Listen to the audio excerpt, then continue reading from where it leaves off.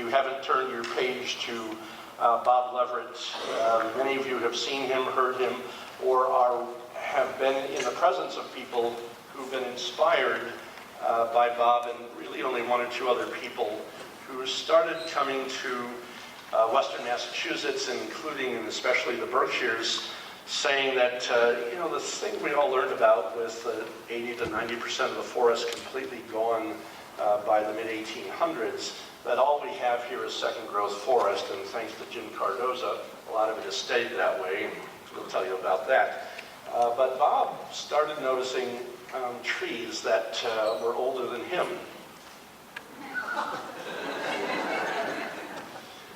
And discovered, in fact, that not only there were individual trees that are what he calls, what I learned from him as champion trees, but also patches of forest land where either only a single species had been cut out for logging or nothing had been. And when Bob and one or two other people took me to their old growth forest sites, I said, it's not what I had in mind. These aren't the redwoods. This is not the giant sequoias. But yet, Bob took me out one time up on Greylock and said, this yellow birch is, 350 or so years old, and I just was flabbergasted. This whole idea in the last 25 to 30 years about understanding that we have old growth stands on top of Mount Leverett, the pitch pine forest up there and elsewhere. All of this has been compiled by Bob and his disciples who have been scouring the landscapes and really dramatically changing just in a couple of decades our understanding of what this is all about. And so it is with great pleasure and honor to introduce you to Bob Leverett.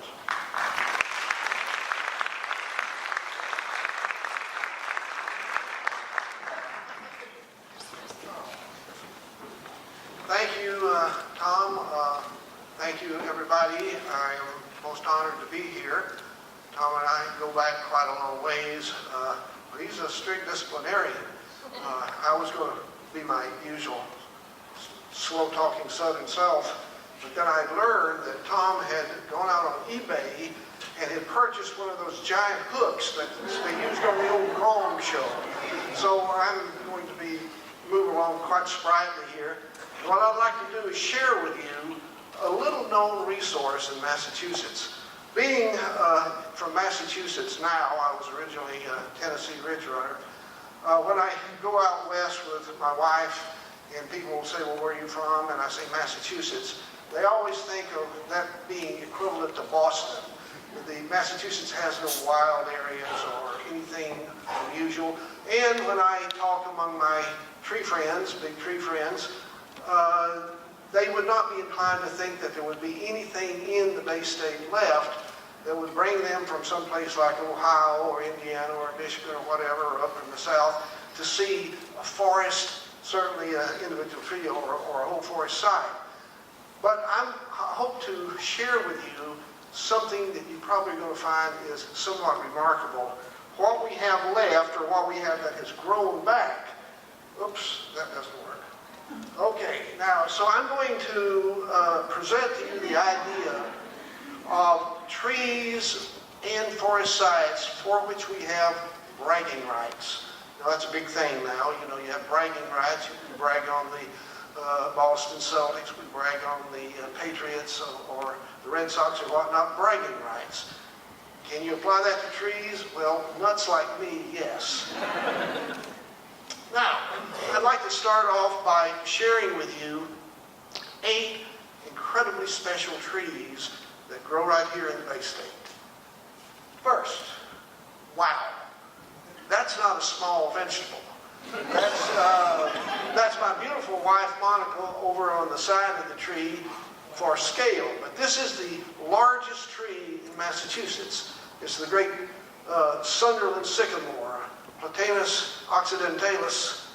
And you can see from what I put up there, its vital statistics. 25.8 feet around, 113.1 feet in height, average crown spread 135.5. Well, you can read those numbers, and they aren't of a wimpy little regrowth tree that you might associate with a lot of a landscape that was cleared, as Tom says, 70, 80 or more % by the middle of the 1800s.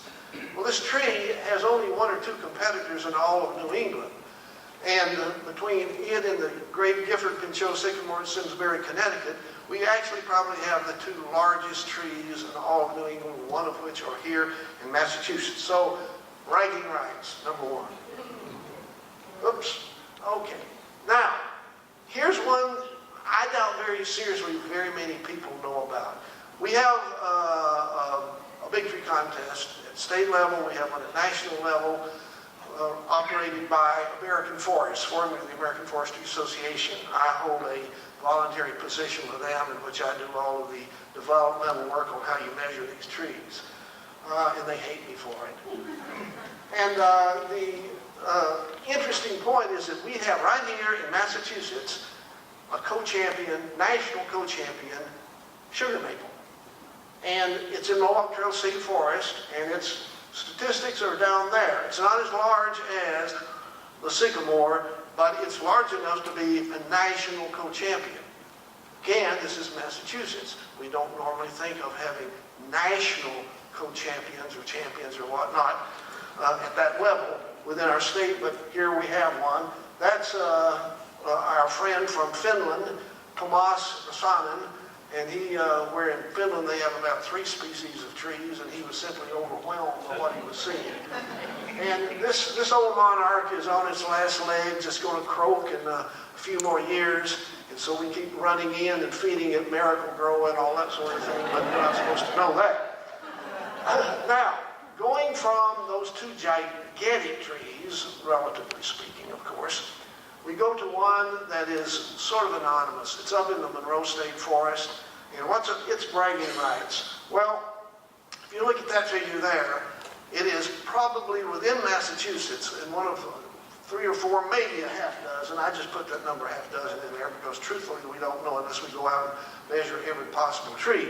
But it's, so far as we know, one of the 2 or 3 largest single trunk white pines.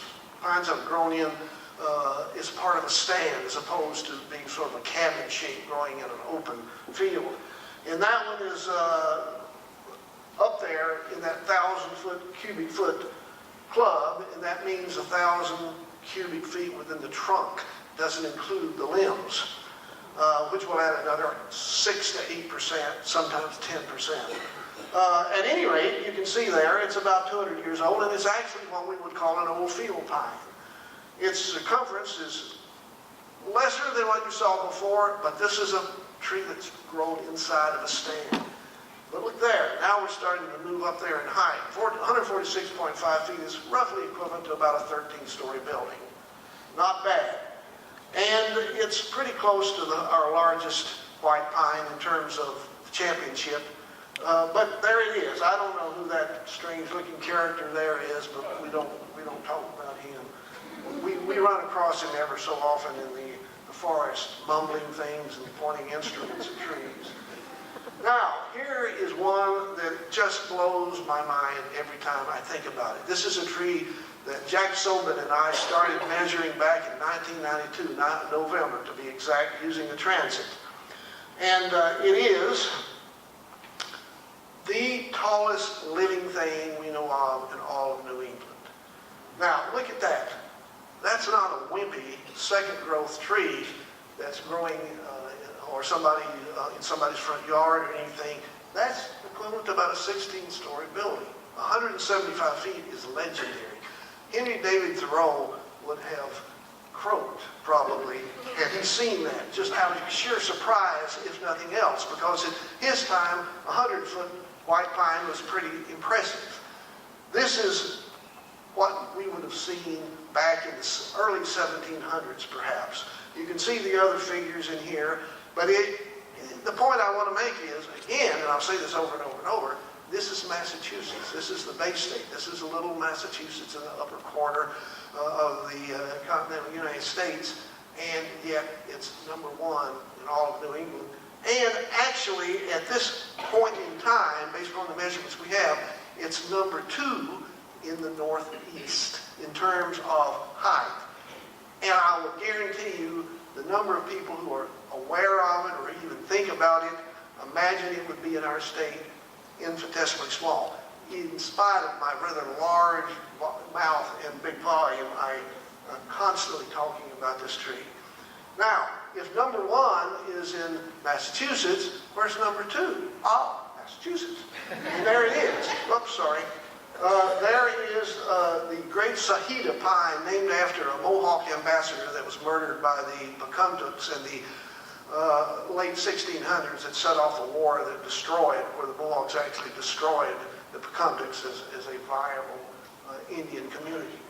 But look at the size here, the numbers. 12 feet around, bigger than the jake tree.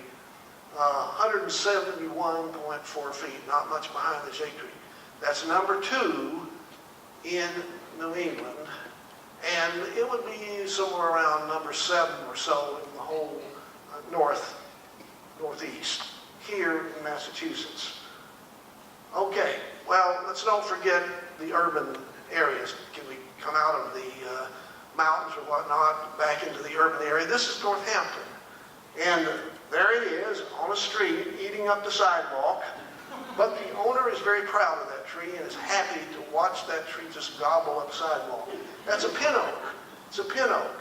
But look at it. 18-foot around pin oak. Normally you see pin oaks as a planted tree, and they're beautiful. They have a straight trunk, and there may be,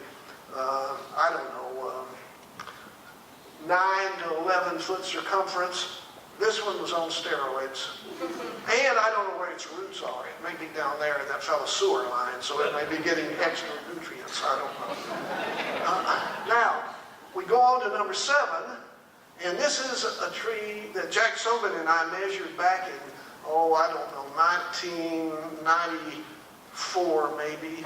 93 was the first white pine we had measured together in New England to reach a threshold height of 150 feet. And we named it after Thoreau, Henry David Thoreau pine. And you can see there are its vital statistics. I won't say much about them right now, but I just want to go down and point out, okay, we have bragging rights locally because it is a state co-champion for the species. But what about broader, right here? It is one of only 2 trees we know of for its species, I'm talking about white pine, in New England and maybe the entire Northeast that combine a circumference of 13 feet and a height of 160 feet. Those are incredibly high thresholds for the species to reach, and the Henry David Thoreau pine is one of them. Well, if it's one of them, yes.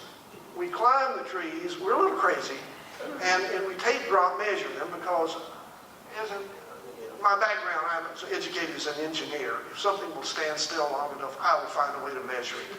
And it's in the genes. I have no choice about it. But at any rate, here is a Wilbur-Lozanne probably climbing up, and we tape dropped the Thoreau pine. We've climbed it twice. We've climbed the jake tree 4 times, the Sahiba twice.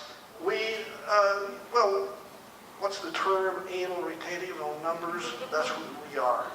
Well, okay. What was the other great white pine that's the 13 by 160 club in Massachusetts also? Can there be both of them in the Bay State? Yep, sure can. There it is. The Great Ice Glen white pine, south end of the glen. Many people walk by the tree, look at it and say, wow, that's a big tree. It is. And it fits that requirement for meeting the 13 by 160 to be in the club. So we have a lot of these clubs. If one doesn't work, I'll change the numbers a bit so that they fit. Okay, those were 8 trees that give us bragging rights. But can we go to whole forest sites? And, Monica, I can't see because of those lights up there, so I can't tell. Maybe you can give me the high sign. 13 minutes in. Okay, 13 minutes in. Here I go. Let's look at whole forest sites. I put in 5 for which I maintain we have bragging rights. I would not be embarrassed to have people from other states who are in the know about big trees and forest sites to come here and see these sites. I would not take them to certain places that other people think might be a great place to go and see, but there's nothing special about them. These are special. Now, the one one outstanding site that matches, equals so many and so other places is Mohawk Trail State Forest. Why? I call it the forest icon of Massachusetts. That's just my term. But in it we have the two tallest trees in New England. Well, that's bragging rights. We have the national co-champion sugar maple, and we have the greatest concentration of 150-foot tall trees we know of in the Northeast. That sounds like, Bob, are you making this stuff up? Well, no, I'm not. I just remeasured the Carl Davies, a forester friend of mine who died a number of years ago. Carl's a great guy. And his tree just made it into the 150 club, so that number now is 139. I updated the slide. The handouts out on the table out front would have 138. Big difference. There we have 50 meters. 6 of these pines reach 50 meters, if you like the metric measure. And we have the largest number of 300 to 400-year-old trees in the state of Massachusetts that grow within Mohawk Trail State Forest and a little bit of adjoining Savoy Mountain State Forest. One of them is over 500 years old now, cored by Tony D'Amato when he was getting his PhD out of UMass. And that tree is still alive and probably about 5'10". By now, there's only one tree we know of that's really older, and it's in a black gum swamp. 500 years old, though. They've been there all that time. I won't try to explain what that Rucker index, it just means it's good. And Savoy Mountain State Forest, 50% of our old growth that we know in terms of, well, it's about 1,300 acres statewide. 50% of it is in Mohawk and adjoining Savoy Mountain. That's bragging rights, folks. Well, okay, I make the point. Moving on, I always like to show my dear departed friend Gary Beluzo in Mohawk when we were out, and you know, Gary's huge. He was a big guy, so anytime you're standing next to a tree, you have to choose the tree carefully, or the tree, Gary bigger than the tree. That is a black cherry growing in Mohawk Trail State Forest, one of a number. Beautiful tree, so they don't all have to be big. Context. And just to make a point, this tree right here was 161.3 feet tall, named after Michael Taylor, my friend from the West Coast. He was the discoverer of the world's tallest tree, the Hyperion. I will not give you its number because it dwarfs that. It's redwood. But anyway, I like to give trees names and whatnot, and people find that funny. Actually, when I started naming them, there were so many trees that looked alike. If I put a person's name on the tree, I could recognize it better the next time. Then I made up a lot of noble reasons for naming them thereafter. Well, if we go from Mohawk, which is 7,000 acres or so, down to a much more modest-sized property, but still absolutely outstanding, we come to the trustees' property, the William Cullen Bryant Homestead. And yes, there's a forest there that is just incredible. And there's a white pine stand there that just defies description. It's one of the best I have ever seen, and you can walk through it with a trail that meanders. Now, I helped lay out that trail with Jim Caffrey, the forester, years ago. And Jim straightened out the trail. He couldn't figure out, it was myself and a couple of Smith College students that were doing it. Well, what I was doing is looking over there and saying, holy smokes, look at that tree. And then they put a red flag on it or something. And then, holy smokes, look at that one. So my pathway was a little bit circuitous. He straightened it out. At any rate, here's the numbers. 20 white pines reaching to that threshold. And one of them, the great Bryant pine, being 164. And there it is. That's a 164-foot white pine, straight as an arrow, in Bryant Woods, along with old growth. I dated a lot of those trees with an increment bore. Most of them now are around 280 years old. And it's a magical woodland. Every person that goes there, and you know, if they can get me to shut up so they can look at the forest and think about it, then they're really impressed with it. But the Bryant Woods is a very special place. I will put it on a par as a teaching forest, as an inspiring forest, with places that get a lot more attention, like, for example, Hartwick Pines in Michigan. And I've been to all these places, folks. I mean, all of them. Well, I certainly didn't want to leave out that one, not being over here if I wanted to get out alive. But it really earns it. It really earns it because Mount Greylock has a forest on the west side in the hopper that is pretty mature. Some of it is old growth, some of it is second growth. How am I doing, Monica? 17. Okay. Leave that big hook alone, Tom. At any rate, I find it a kind of a gestalt of features that you can get when you get back there. And it's a forest I wouldn't be ashamed to take anybody to. Mount Prospect on the left, Stony Ledge on the right, and the hopper in between. And we have dating trees in there to over 400 years. They were red spruce. DCR now, it used to be DEM, really originally had done a study of, I think they did probably with the Natural Heritage people and the Nature Conservancy, of a stand of red spruce up on the top. And usually if you read descriptions and whatnot, that's what they call the old one. Well, it is, but that's not the best of it. There's probably 120 acres of, maybe a little more than that, maybe 160 acres of old growth within that overall region there. And it's high quality, and it's set in an absolutely gorgeous, inspiring landscape. And of course at the top, I'm a little hesitant about putting that in. Monica loves the boreal forest, and you have the balsam fir, and you have yellow birch, and you have mountain ash and whatnot. This was a little bit hammered by people who lived up there in the past, but it's grown back, and it's become a forest community that's very important and amongst inspiring views. Well, okay. Let's go now from, those were sites altogether that featured big trees and our old trees and aesthetics in general. But let's look at our old growth. Look at the percentage. That's about what we've got of the original forest. In this particular tree right here, that's a white ash. And it was about 135 feet tall when I first measured. It's pared back to about 125. And when it's somewhere in the order of about 280 years old, that's about as old as ash trees get. They don't get as old as sugar maples and whatnot. But nonetheless, I can say a lot about the features of an old growth forest. Complexity is the word. They are not a simple system.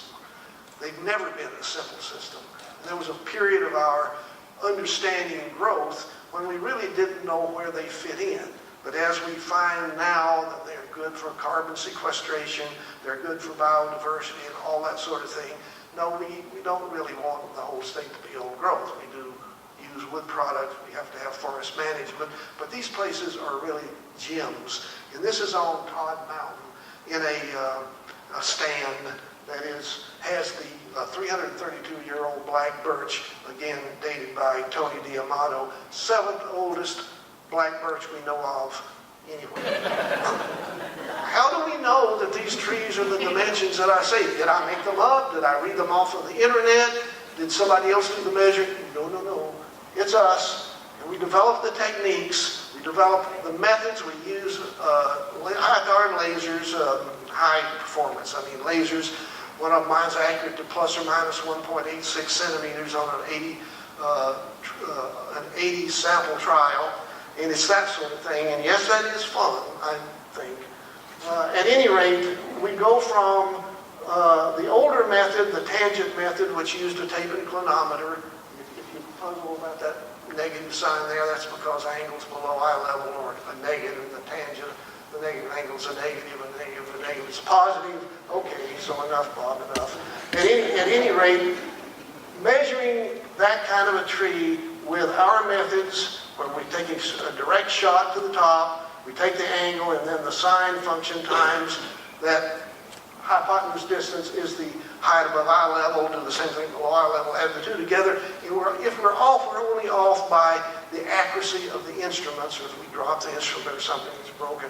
But if you do the same sort of thing with the old-fashioned tape and clinometer, you stretch a table out to touch the trunk of the tree, and then you take the angle, well, then you're off because the baseline is wrong. In this case, about 6 feet. Well, okay, then, Monica, I hear you. So in the worst of situations, if we simply don't trust our instruments, we climb the tree. There's a Will Bozan going up the jade tree. There was a lot of people there that day, and most of them were thinking, I'm glad that's him and not me. And final shot, our state champion, red maple. No, it's not a trash species, folks. It really is a worthy tree, a worthy species, and I won't say any more than what I just did. But people have called it that. Here's one, the state champion. I call it magic maple. It grows in Warwick Trail State Forest, and by golly, I didn't see the hook coming at me, so I think I made it.